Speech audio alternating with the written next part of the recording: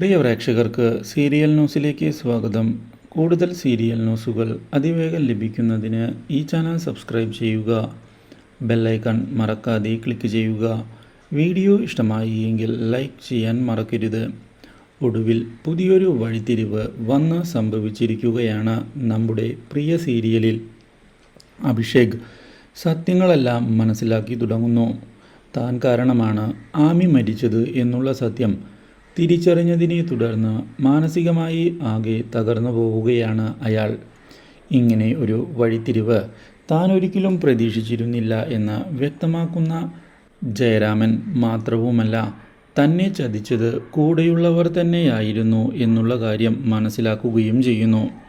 ഇതോടെ പ്രതികാരം ചെയ്യുന്നതിനുള്ള തീരുമാനം എടുക്കുകയും ചെയ്യുന്നുവെങ്കിലും അതൊന്നും കാര്യമാക്കാൻ തയ്യാറാകാതെ മുന്നോട്ട് പോവുകയാണ് കൂടെയുള്ളവർ. തൻ്റെ തെറ്റ് തിരിച്ചറിഞ്ഞതിനെ തുടർന്ന് ഗായത്രിയെയും അഭിഷേകിനെയും കാണുന്നതിനായി എത്തുന്ന ജയരാമൻ കരഞ്ഞുകൊണ്ട് മാപ്പ് ചോദിച്ചിരിക്കുകയാണ്. പക്ഷേ ജയരാമന് മാപ്പില്ല എന്ന് വ്യക്തമാക്കുന്ന ഗായത്രിയും അഭിഷേകും ജയരാമനെ അകറ്റി നിർത്തുകയും ചെയ്യുന്നു.